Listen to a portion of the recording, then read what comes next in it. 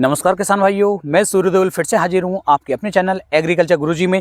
किसान भाइयों, आज का हमारा टॉपिक है पौधा गन्ने के अंदर हम सबसे अच्छा जो खरपतवार नाशक है वो कौन सा है और उसका उपयोग कितनी डोज में हमें लेना चाहिए, किस तरीके से करना चाहिए जिससे कि हमें बेहतर रिजल्ट देखने को मिल सके। तो पूरी जानकारी मैं आपको यहाँ पर देने वाला हूँ।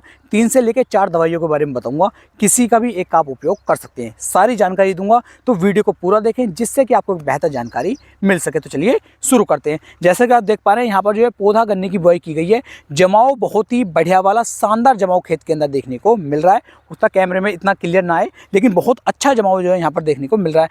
लेकिन खरपतवार भी खेत के अंदर काफ़ी ज़्यादा उग करके आए हैं। इसके अंदर जो हमने बुआई के तुरंत बाद हम स्प्रे करते हैं वो मैंने इसके अंदर नहीं करवाया था, ताकि हम देखना चाहते हैं कितना जमाव इसके अंदर खरपतवारों का निकल करके आएगा।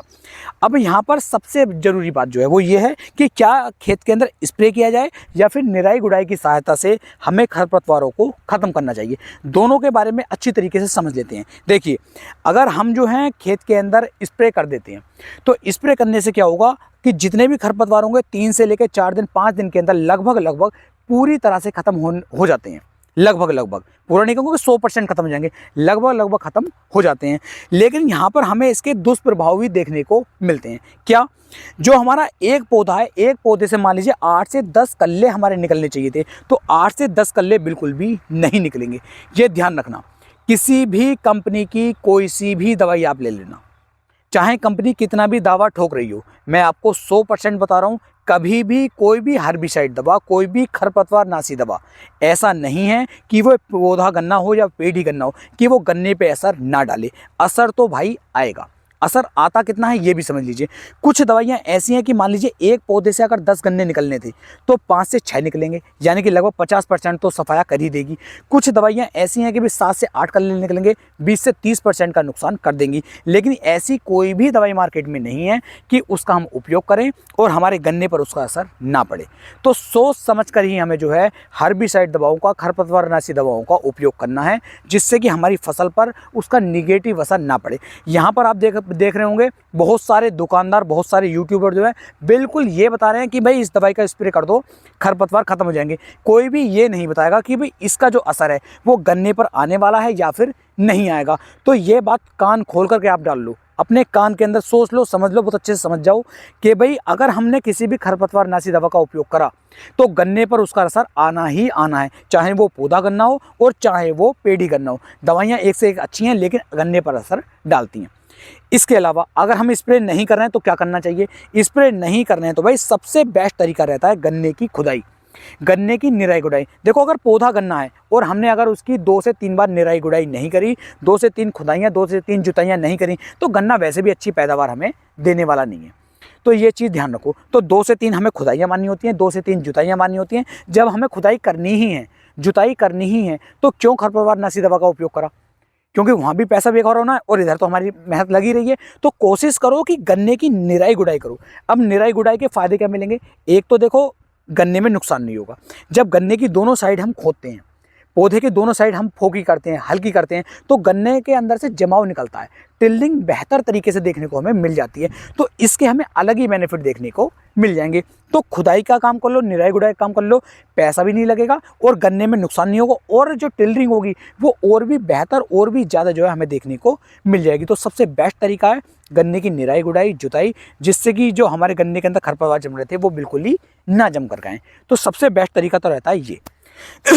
लेकिन अगर कुछ किसान भाई ये चाह रहे हैं कि भाई हम जो हैं स्प्रे करना है, हमारे बस की ना भैया खुदाई जुताई करनी, या हम नहीं, ना हम जुताई कर रहे हैं ना हम खुदाई कर रहे हैं, स्प्रे बता दो कि भाई इस स्प्रे को मार दो, खत्म हो जाएगा खेल। तो देखो भाई, जैसे सवाल कंपनी का आपका आ रहा है त्रिशूक, पिछले साल वीडियो बनाई थी मैंने, काफ़ी अच्छा है और लगभग हर तरह के खरपतवार को कंट्रोल कर लेता है। तो त्रिशूक का 1 पैकेट लाओ, पानी में घोलो 200-250 लीटर में, कट नोजल से स्प्रे मार दो, खरपतवार खत्म हो जाएंगे। लेकिन गन्ने पे असर आएगा, ये पहले बता दूं।